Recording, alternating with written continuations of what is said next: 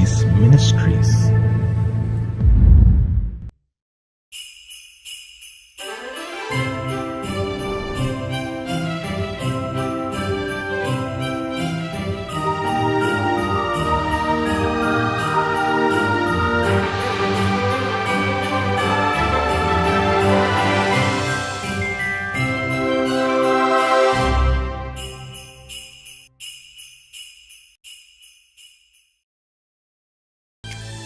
உங்கள் முதிர் வயது வரைக்கும் நான் அப்படி செய்வேன்.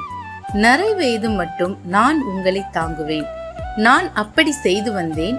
இனிமேலும் நான் ஏந்துவேன். நான் சுமப்பேன், தப்புவிப்பேன். ஏசாயா 46:4.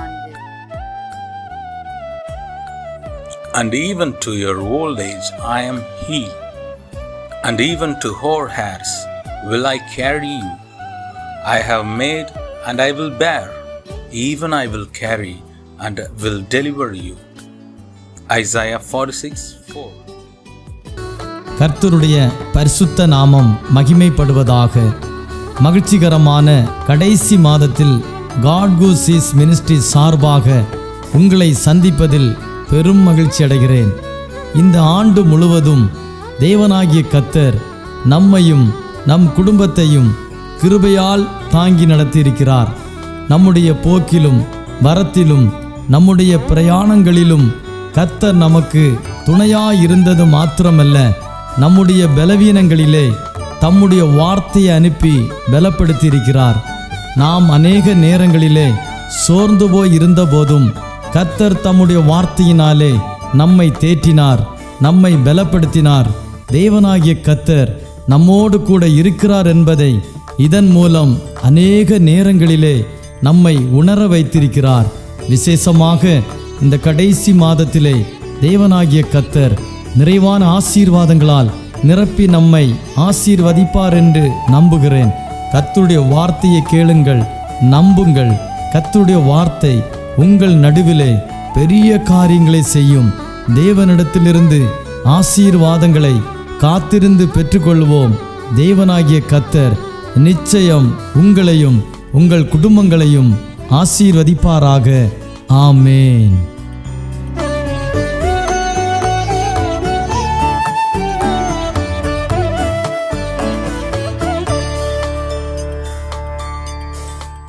Price the Lord. ஆண்டவராகிய இயேசு கிறிஸ்துவினுடைய மகா பரிசுத்தமுள்ள நல்ல நாமம் மகிமைப்படுவதாக. 2024 ஆண்டு டிசம்பர் மாதத்திலும் God Who Sees Ministry மூலமாய் உங்களை சந்திப்பதில் மிகுந்த சந்தோஷம் அடைகிறேன். God Who Sees Ministryயுடைய தலைவராக இருக்கிற சகோதரர் தாமஸ் அவர்களோடு இணைந்து கர்த்தர் நாமத்தை மகிமைப்படுத்தி கொண்டு வருகிறதான போதக பிதாக்கள், ஒவ்வொரு நாளும் தேவ வார்த்தையை யூடியூப் மூலமாய் கேட்டுக்கொண்டிருக்கிற கனத்துக்குரிய தேவ பிள்ளைகள் மற்றும் விசுவாச பிள்ளைகள், உங்கள் அனைவருக்கும் இரட்சகராம் இயேசு கிறிஸ்துவ நாமத்தினாலே நன்றியையும் வாழ்த்துதலையும் கூறிக்கொள்ளுகிறேன். நம் வாழ்க்கையிலே 2024 ஆண்டுடைய கடைசி நாட்களில் கூடி வரும்படி ஆண்டவர் உதவி செய்தார்.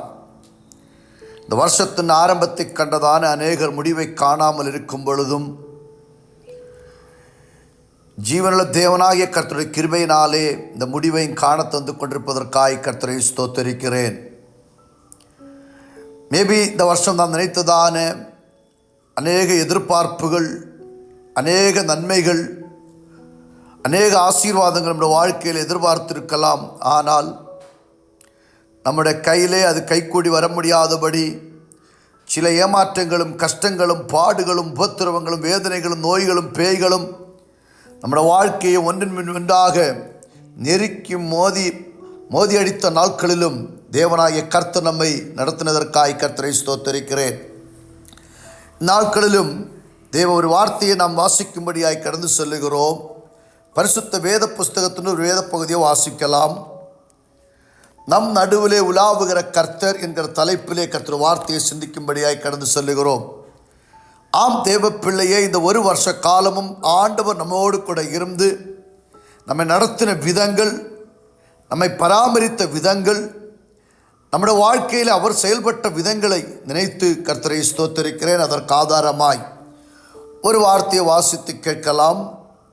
லேவியராகம புத்தகம் 26ஆம் அதிகாரம் 11-12 வார்த்தைகள் வாசிக்கலாம்.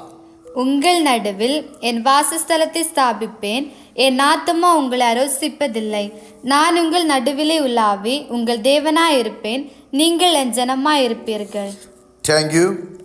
ஆம் பிரியமானவர்களே, பரிசுத்த வேத புஸ்தகத்தில் 3வது புத்தகமாய் காணப்படுகிற லேவியராகமம், இது லேவியர்களுக்காக எழுதப்பட்ட ஒரு புத்தகமாய் இருந்தாலும் இன்றைக்கு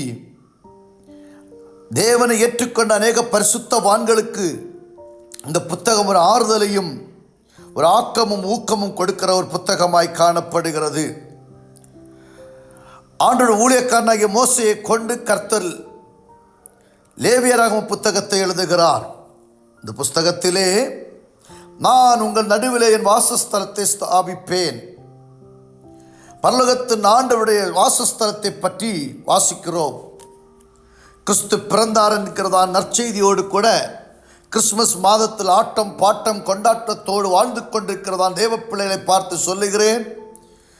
இந்த கடைசி தருணங்களை காண வைத்தது நம்மை நேசிக்கிற, நம்மோடு கூட சஞ்சரிக்கிற, நம்முடைய வாழ்க்கையிலே நடமாடுகிற, நம்முடைய வாழ்க்கையோடு கூட நடக்கிற, நம்மோடு கூட உலாவுகிற, நம்முடைய கண்களுக்கு அப்பாற்பட்டதான காரியங்கள் படி செய்து தீர்க்கிற சர்வ வல்லமையுள்ள தேவனாகிய கர்த்தருடைய கிருபையின் கரம் நம்மோடு கூட இருப்பதனால்தான் என் ஆண்டவர் சொல்லுகிறார், நான் உங்கள் நடுவில் என் வாசஸ்தலத்தை ஸ்தாபிப்பேன்.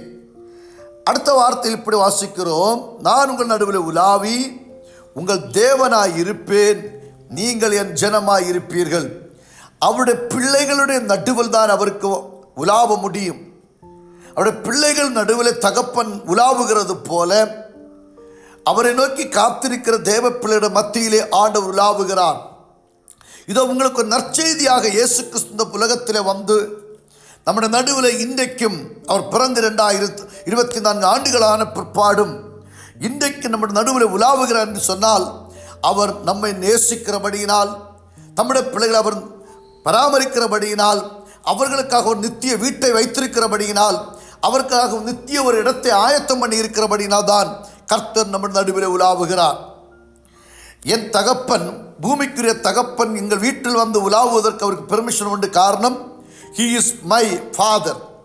அவனமாய் நம்முடைய தகப்பன் ஆண்டவர் இயேசு தம்முடைய பிள்ளைகளுடைய வாழ்க்கையிலே, நம்முடைய பிள்ளைகளுடைய குடும்பத்திலே, நம்முடைய பிள்ளைகளோடு கூட கரம் பிடித்து நடத்துகிற தகப்பன், உலாவுகிற தகப்பன், இந்த மட்டுமாய் நம்மோடு கூட இருந்து நடத்தினதற்காய் என் ஆண்டவரை ஸ்தோத்தரிக்கிறோம். ஆம் தேவனுடைய பிள்ளைகளே, நம்முடைய நடுவிலே ஆண்டவர் நமக்கு செய்ததான அற்புதமான காரியங்களை நினைத்தால் ஆச்சரியமாய் காணப்படும். ஒன்று வாசிக்கும் பொழுது வாசிக்க வேண்டாம், ஆகிலும் வசனத்தில் நான் சொல்லிவிடுகிறேன். ஆமோஸ் தீர்க்கதரிசன புஸ்தகத்தில் வாசிக்கும் பொழுது ஏன் ஆண்டவர் நம்முடைய நடுவில் உலாவுகிறார் என்று சொன்னால், தம்முடைய பிள்ளைகளை, அவருடைய பிள்ளைகளை உயர்ந்த ஸ்தானத்திலே, சிங்காசனத்திலே, சிங்காரத்திலே உயர்த்தி வைக்கும்படியாக தான் நம்முடைய ஆண்டவர் நம்முடைய நடுவிலே உலாவிக் கொண்டே இருக்கிறார். பைபிள் சொல்லுங்க, அவர் உங்களை விசாரிக்கிறவரானபடியினாலே உங்கள் கவலைகளை எல்லாம் கர்த்தர் மீது வைத்து விடுங்கள். ஏனென்று சொன்னால் நம்முடைய இறுதிய பாரங்கள், வேதனைகள், கஷ்டங்கள், பாடுகள், உபத்திரவங்கள், கவலைகள், கண்ணீர்கள், கஷ்டங்கள், வேதனை, சோதனை எல்லாவற்றிலும் நம்பத்தகுந்த ஒரு மனுஷன் உண்டு என்று சொன்னால், இந்த பூலோகத்து மற்றுள்ள தெய்வங்கள் எல்லாம் நம்மை கைவிடும் பொழுது நமக்கு நம்பத்தகுந்தவர் ஒருவர் உண்டு என்று சொன்னால் அது சர்வ வல்லமையுள்ள தேவனாகிய கர்த்தர்.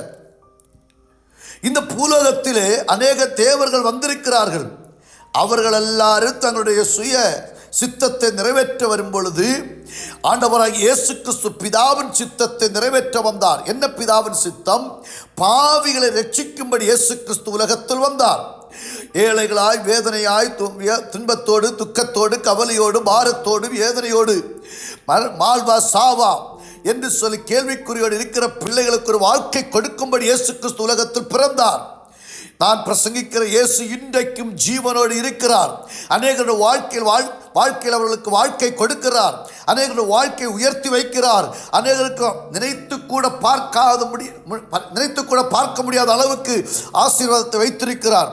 குடித்த தண்ணீர் கூட நினைத்து கூட பார்க்காத அளவுக்கு ஒரு முன்னேற்றத்தை கொடுத்திருக்கிறார். அந்த இயேசு உங்கள் வாழ்க்கை தேடி வருகிறார்.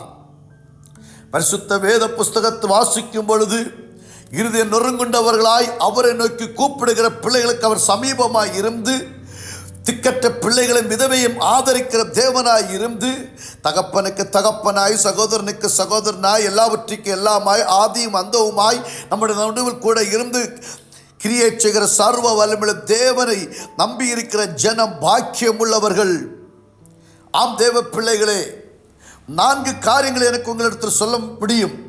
நம்முடைய ஆண்டவர் எங்கெல்லாம் நம்முடைய நடுவில் உலாவுகிறார் என்று சொன்னால், 1 தோட்டத்தின் நடுவில் உலாவுகிற ஆண்டவர், 2 பாளையத்தின் நடுவில் உலாவுகிற ஆண்டவர், 3 அக்கினியில் உலாவுகிற ஆண்டவர், 4 ஆலயத்தின் நடுவில் உலாவுகிற ஆண்டவர். தோட்டத்தின் நடுவில் வாசிக்கலாம். ஆதியாகம புத்தகம் 3ஆம் அதிகாரம் 8, 9, 10 வசனங்கள் வாசிக்கும் பொழுது தோட்டத்தின் நடுவில் உலாவுகிற ஆண்டவருடைய சத்தத்தை கேட்கலாமே. பகலில் குளிர்ச்சியான வேளையிலே தோட்டத்தில் உலாவுகிற தேவனுடைய கர்த்தருடைய சத்தத்தை அவர்கள் கேட்டார்கள். அப்பொழுது ஆதாமும் அவன் மனைவியும் தேவனாகிய கர்த்தருடைய சந்நிதிக்கு விலகி தோட்டத்தின் விருட்சங்களுக்குள்ளே ஒளித்து கொண்டார்கள். அப்பொழுது தேவனாகிய கர்த்தர் ஆதாமை கூப்பிட்டு, நீ எங்கே இருக்கிறாய் என்றாய். அதற்கு அவன், நான் தேவனுடைய சத்தத்தை தோட்டத்திலே கேட்டு நான் நிர்வாணியாய் இருப்பதனால் பயந்து ஒளித்து கொண்டேன் என்றான். இங்க பாருங்கள், ஒரு குளிர்ச்சியான நேரத்திலே ஆண்டவர் தோட்டத்தின் நடுவில் உலாவும் பொழுது ஆண்டவர் தம்முடைய பிள்ளைகளை தேடிதான் அந்த தோட்டத்தில் வந்தார். தோட்டத்தில் இருப்பது யாது? முதல் மனுஷனாகிய ஆதாமும் ஏவாளும் ஆண்டவர் பண்படுத்தும்படி தோட்டத்திலே வைத்திருக்கிறார். இன்றைக்கு நீங்கள் எந்த சூழ்நிலைமையில் எந்த வீட்டுக்குள்ளே இருந்தாலும் அந்த இடத்துல உன்னை தேடி வருகிற ஒரு தெய்வம் உண்டு. உன்னை விசாரிக்கிற ஒரு தேவன், உன்னுடைய தோட்டத்தில் தேடி வந்து உன்னை ஆசீர்வதிக்கிற தேவன், உன் தோட்டத்திலே ஆக்கி வைத்ததான இடத்திலே ஆண்டவர் வந்து உன்னை விசாரிக்கிறவராய் காணப்படுகிறார். ஆம் தேவ பிள்ளையே, அப்பொழுது அவர்கள் தேவனாகிய கர்த்தர் தோட்டத்தில் வரும் பொழுது தோட்டத்தில் அவர்கள் ஒளித்து கொண்டதான ஒரு சூழ்நிலைமையை பார்க்கிறோம். என் ஆண்டவர் இன்றைக்கு உங்கள் வீட்டிலே வந்தால் எத்தனை பேர் ஆண்டவருக்கு முன்பாக தைரியமாய் நிற்க முடியும்?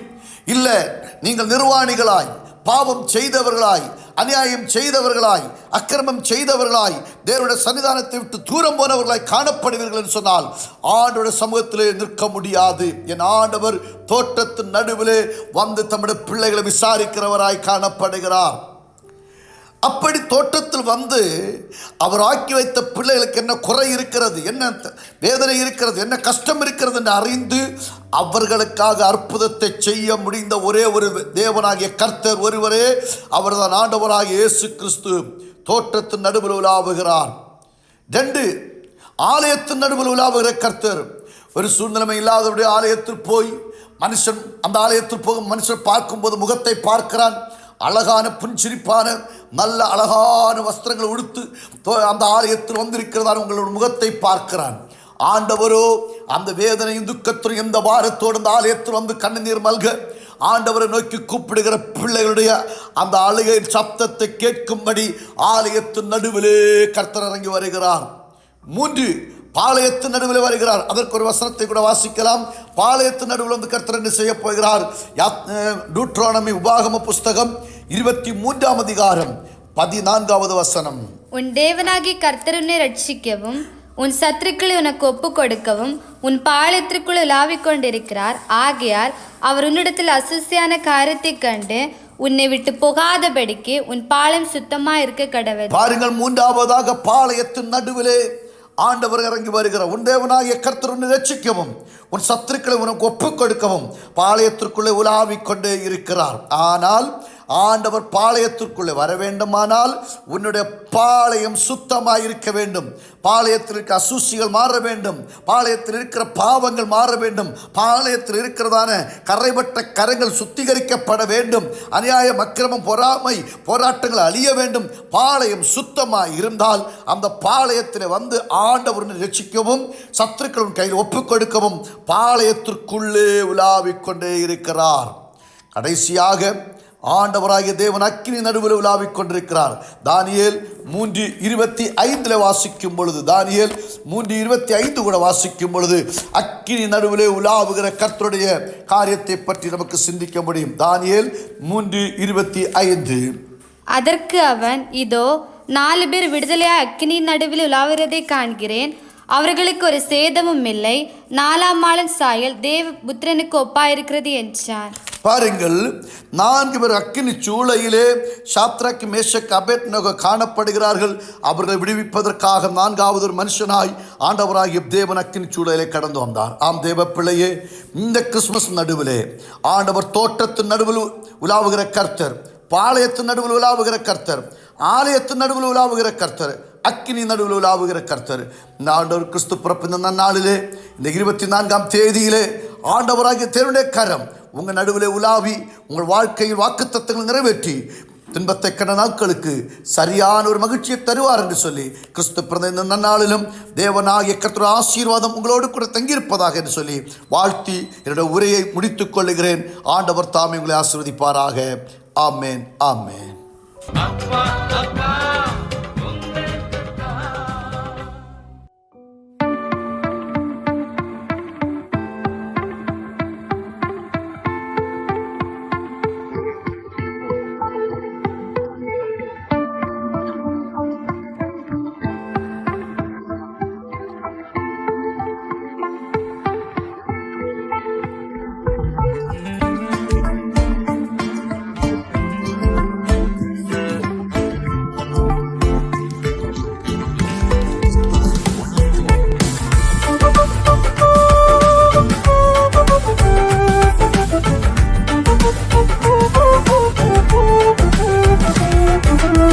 பாடும்போது என் உதடு கம்பீரித்து மகிழும்.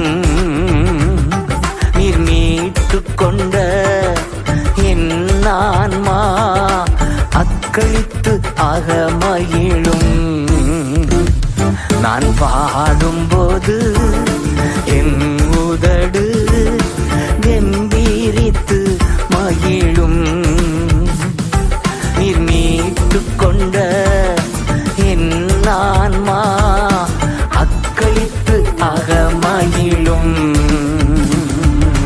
நான் பாடுவேன், நான் துதிப்பேன், இரவு பகல் என் நேரமும். நான் பாடுவேன், நான் துதிப்பேன், இரவு பகல் என் நேரமும். துதியால் என் நாவு நிறைந்து இருப்பதாக. துதியால் என் நாவு நிறைந்து இருப்பதாக. நாள்தோறும் உம்மை துதிப்பே, நம்பிக்கையோடு துதிப்பே. நாள்தோறும் உம்மை துதிப்பே, நம்பிக்கையோடு துதிப்பே. பாடும்போது என் உதடு கம்பீரித்து மகிழும். நீர் மீட்டு கொண்ட என் ஆன்மா அக்களித்து ஆக மகிழும்.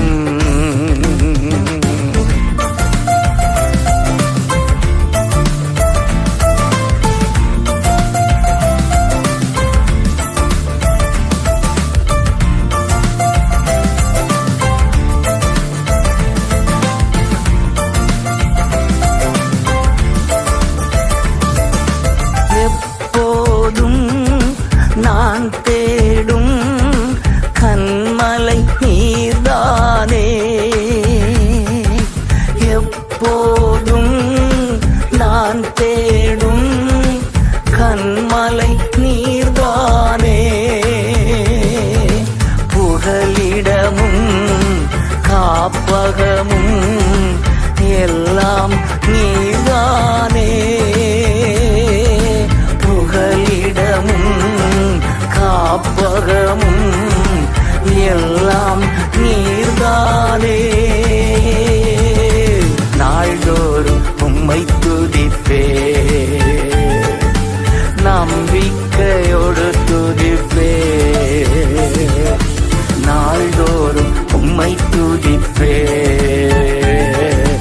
நம்பிக்கையோடு துதிப்பே. பாடும்போது என் உதடு கம்பீரித்து மகிழும். நீர் மீட்டு கொண்ட என் ஆன்மா அக்களித்து அகமகிழும்.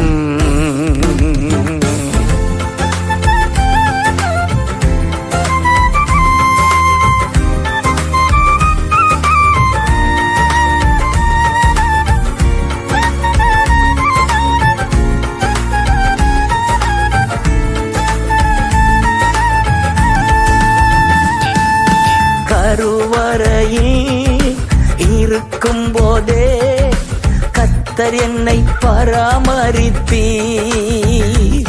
நான் கருவறையில் இருக்கும் போதே கர்த்தர் என்னை பராமரித்தீ.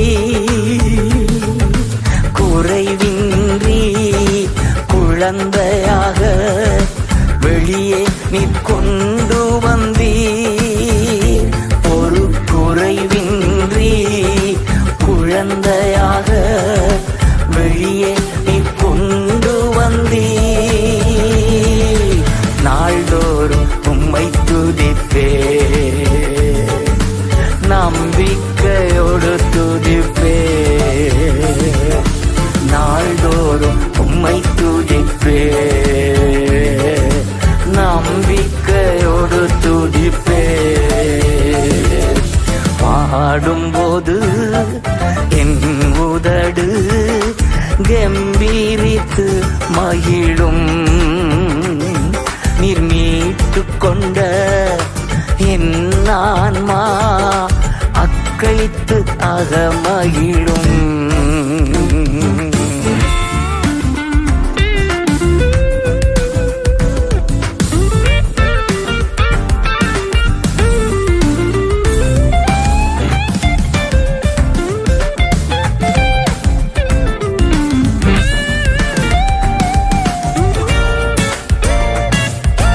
இளமை முதல் இதுவரையில் நீரே என் எதிர்காலம். என் இளமை முதல் இதுவரையில் நீரே என் எதிர்காலம். நீர்தானே என் தலைவர், நோக்கமும் நம்பிக்கையும். நீர்தானே என் தலைவர், நோக்கமும் நம்பிக்கையும். நாள்தோறும் உம்மை துதிப்பே, நம்பிக்கையோடு துதிப்பே. நாள்தோறும் உம்மை துதிப்பே, நம்பிக்கையோடு துதிப்பே. பாடும்போது என் உதடு கம்பீரித்து மகிழும். நீர் மீட்டு கொண்ட என் ஆன்மா அக்களித்து அகமகிழும்.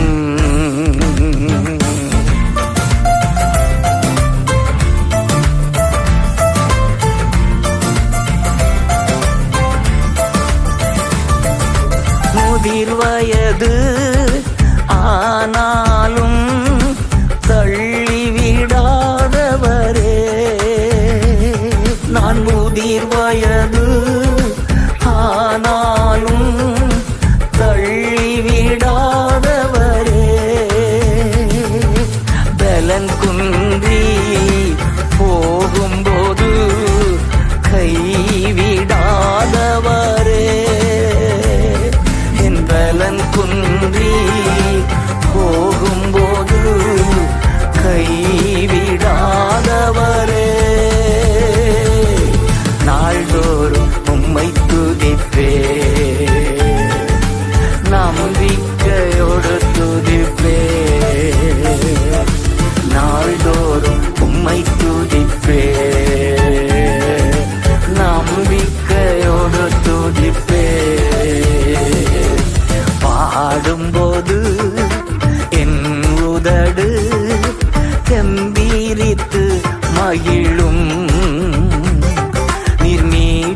கொண்ட என் ஆன்மா அக்களித்து அகமகிழும்.